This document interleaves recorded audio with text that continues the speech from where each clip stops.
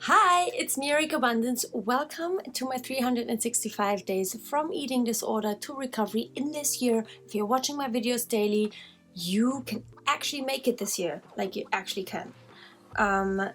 You see here, you saw a screenshot that I looked at in the very beginning in the morning, sign of mental hunger, ding. And then I had black coffee or a dandy blend, but black. I'm not doing that anymore. Like, why? You have to ask yourself, why are you drinking the black coffee? No, you have to ask yourself, if milk, or like, no matter if it's plant milk or not, like if it's dairy or plant milk, if milk did not have any calories, would you still drink your coffee black? The answer is probably no. Okay. So that means you should not, you should not influence, let calories and, your preference of coffee be influenced by your eating disorder. So, I don't think that made sense, but you know what I mean. The fact that I was looking to get into this program where she says, I tell you what you need to eat, is a red flag, okay? It was so not real recovery that I was in. I was still looking for someone to tell me how to eat. Okay, so this account is in general talking about how to get your period back and still stay as lean as possible. And, just emphasizing that you can eat so much, and by that she means volume and like amount of food, but she's working with low calorie density with her clients, and eat more and still lose weight. And that's the kind of stuff that I was looking at on that exact day. And she's just always just because you're eating a lot does not mean you don't restrict, okay? If you can only eat those low-calorie dense foods and only these plant-based whole foods, then that is still restriction. It's still restricting, okay? And I was doing that for such a long time. You see here the satiety index of different foods, and it's like potatoes on the top, croissant, and all of the like is at the bottom. But I can tell you, I just found out I don't necessarily agree with this anymore, because it just satiates differently. Croissant satiates differently than a potato. It doesn't satiate any less necessarily. It's just I think they focus on one specific point, like one specific aspect of satiation and satiety. And I was so afraid of eating these types of foods because they are less satiating, but they do satiate a lot, and sometimes much better than the potato, just in a different way. Okay, so these are just some screenshots, just to show you I was getting into that whole cacao is toxic, theobromine and chocolate kind of thing. And guys, I now believe that I was only so sensitive because I was in an energy deficit, and now in real recovery I'm not sensitive to chocolate at all, not to cacao, be it raw or not to coffee. And it might have to do with other people's experiences as well, that it might not be the cacao itself, but just their situation where they can't tolerate it. Just a thought about that. So Romina, she actually, did not, but she was part of Germany's Next Top Model, which is also telling that I was actually kind of following her there at that time. Someone asked her if she still eats in a calorie deficit, and she says she doesn't account any calories anymore, but she's eating healthy and exercising a lot and all of this stuff. And you can still be in an energy deficit when you're not counting calories. Like if you're overly thinking about like, am I hungry or not? Yeah, I also know that she wrote there that she tries to stop when she's full. And I mean, that sounds right? But when we overthink that and think like physically I'm full, but I'm still thinking of that, but that it is emotional hunger, and that is not real hunger. And then we can easily be in an energy deficit. And I applaud that she's talking about her eating disorder publicly, but at the same time, it's the usual, just be healthy, don't eat anything unhealthy, and just make sure everything's great and perfect. And it can easily also just be the eating disorder in a different shape. I was looking at the potato pizza. You can have the normal pizza. Healthy Emmy here is suggesting that you fill your stomach with starch and veg and legumes and whole fruit before you eat dates. She's talking about the abundance always, but still, it's kind of the rules and still restriction. I know you don't want to hear this. I was at the same place. No matter how you look at it, it's still some kind of restriction. Do you eat to live or do you live to eat? Well, so if you're eating healthy and then, saying, well, I'm physically full, so that means I don't restrict. Well, as long as you're still mentally, or as long as your circulation, like sometimes she has problems with it, or as long as some organs, which you will never see from the outside of a person, do not function optimally, it means that you're still not eating enough. And, eat to live also for me means that you do eat to your mental hunger. Because only if you eat to your mental hunger, you will not think of food all the time. And that is also, living to eat. If you want or not. You saw this kind of oatmeal kind of experiment that I did there. I had a cake here, and also before someone was actually claiming that volume eating is pretty much tricking your body, and that's pretty much what it is. If you're thinking of food, despite eating healthy, eating huge quantities and eating a lot, like, you are tricking your body. Come down. Something's changing in spirit. Something's breaking, I can feel it. Heaven come down. Heaven come down. Something's changing in spirit. Something's breaking, I can feel it. Heaven come down. Heaven come down. No.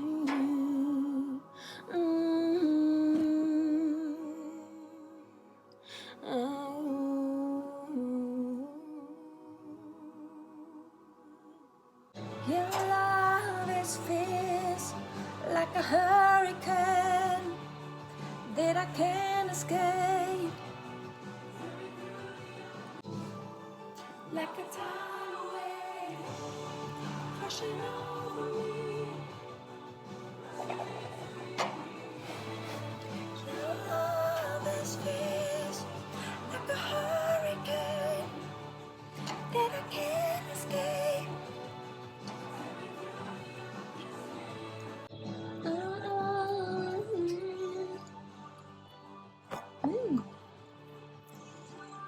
I can only recommend listening to worship music when you're struggling to eat. Wow. Without restriction. I was actually not saying wow because of the cake, but because of the worship song that I was listening to when it started. I love this song. And it just ramps my heart up to just be in the right mindset, like,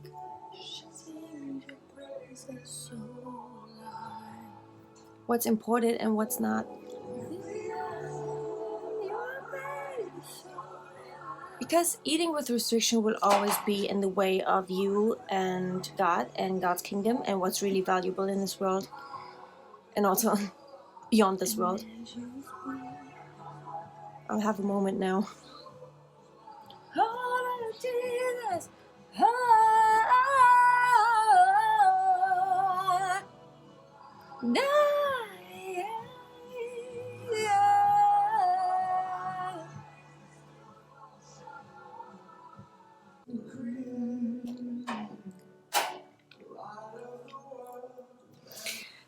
Okay, Maxie says, we stopped at the services at lunchtime today, and at the end she says, I wonder if my gratitude for food freedom will ever wear off. And I feel the same, like it just makes my life so beautiful to just eat whatever the heck I want.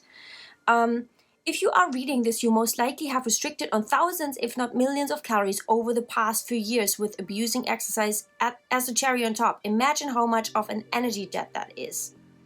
So you reached your set point weight range. Congratulations. It was about time.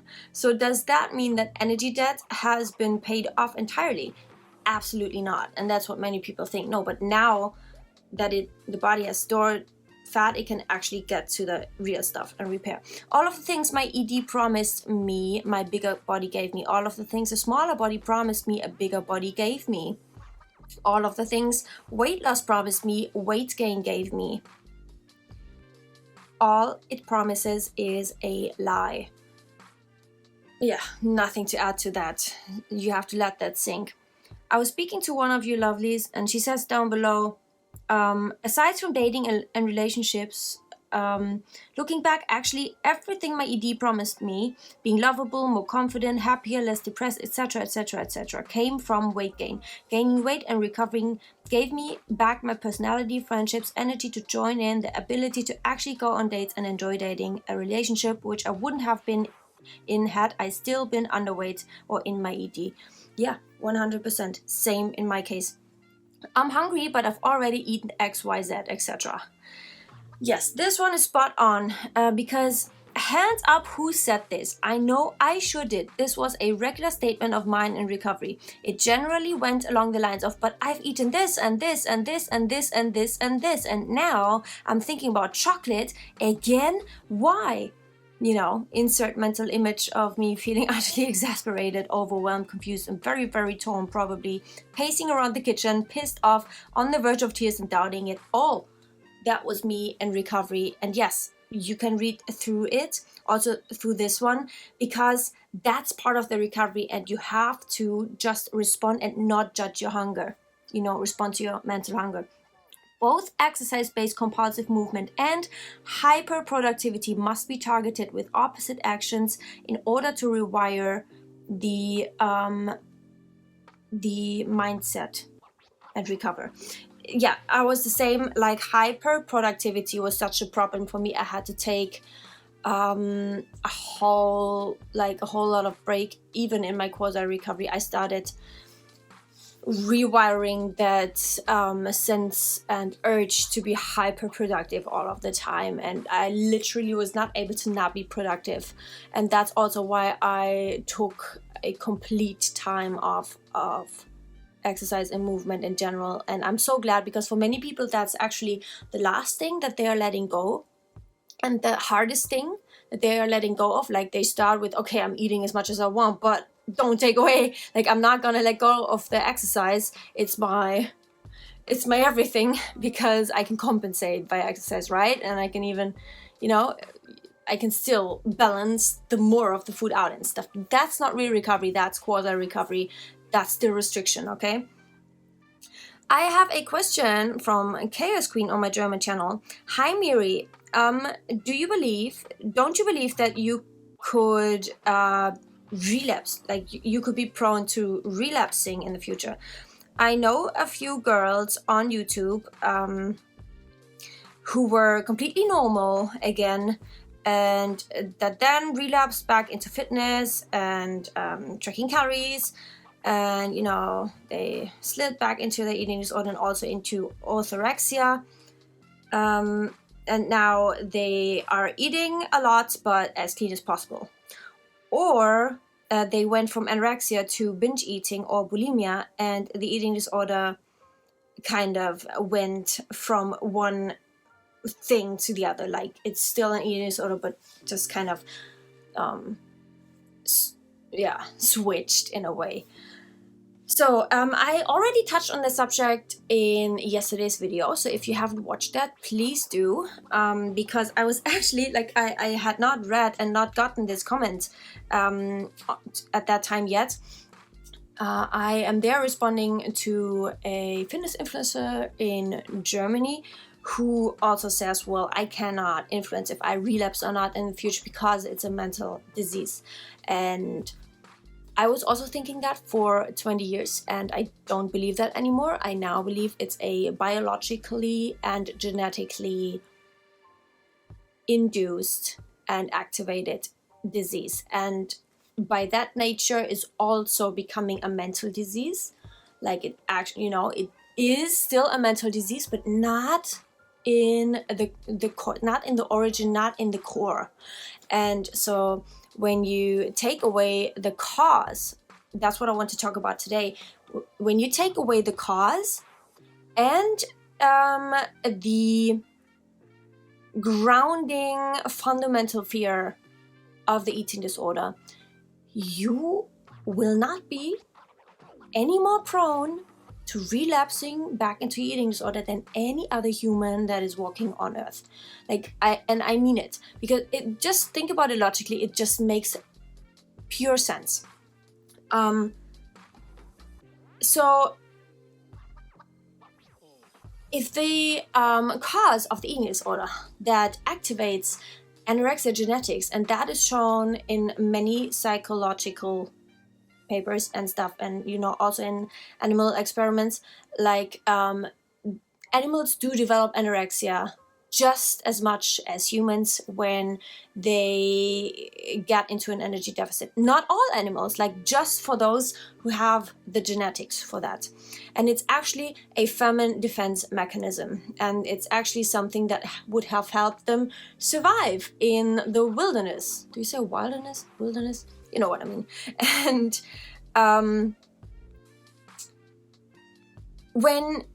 if energy deficit is what causes the anorexia genetics being turned on, then it means as long as you're not in an energy deficit, you are safe. Like, you're good for life. Period.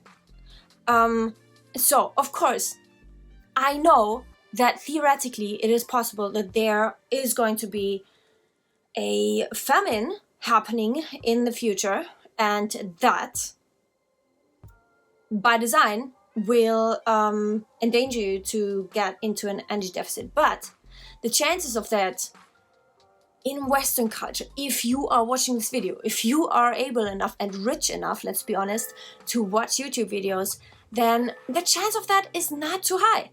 And so if we put that aside, that chance of there actually being an actual famine, like nature catastrophes, all kinds of, there's a tsunami or whatever, like, if we take that aside and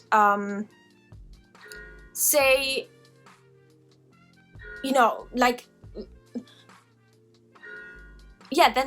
it would only be you and any kind of restriction that you're practicing that gets you in an energy deficit. But once you have been fully recovered, there will be no reason at all for you to get back into an energy deficit. Let me tell you, because that's the other aspect I want to point out. You can only relapse, actually, if you have actually been fully recovered. And there's so many people claiming that they've been relapsing, but they weren't even actually fully recovered. And that's the case for a lot of those influencers who are sliding back and now are still eating much, but only clean. And, they started strength training and they've been recovering with strength training and, lifting heavy and only gaining muscle and not fat and tracking calories and just kind of justifying all of that. But the reason for that is because they were not fully recovered. And you are fully recovered if you don't have any fear of weight gain anymore, and therefore also not of calories. It might not necessarily have to be that you have no eating disorder thoughts ever at all, but you're just at some point that will basically be the case. But I think as long as you have zero fear of weight gain and zero fear of calories, at no maximum, you literally don't care, you have no maximum in calories, then there is zero reason for you to slide back and to relapse. Because why would you think you have to gain muscle instead of fat? Why would you think you have to eat cleaner again? Why would you think you have to start tracking calories again? No, like, you would not be more prone to sliding back into that than any other person who had never developed a restrictive eating disorder. And so that's my 2 cents today. I hope it's very helpful. I can easily go into that even deeper. Let me know in the comments if you want me to. And so take this as a really good news, because that actually means that if you pull through aggressively until the end, you are rewiring. You are going to, like, that is not a maybe, that's gonna happen.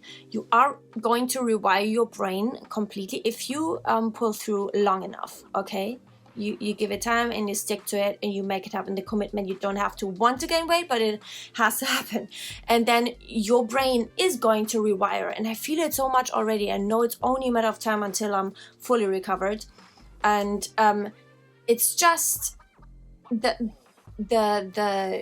fundamental fear of the eating disorder has to be completely taken away and then it's actually no danger for you anymore to relapse again. And that is good news, because for 20 years of my life I was living in the belief that, well, this is just my life. I'm going to be prone to relapsing any point in time, like when there's stress and stuff. No, like, if there's stress in the future and a hard time in my future, I know I'm not going to respond to stress by restricting, because there's no reason for me to do so, because I have learned the behaviors to prevent myself from going into an energy deficit, to prevent myself from going into an into restriction, because I've totally rewired that shit.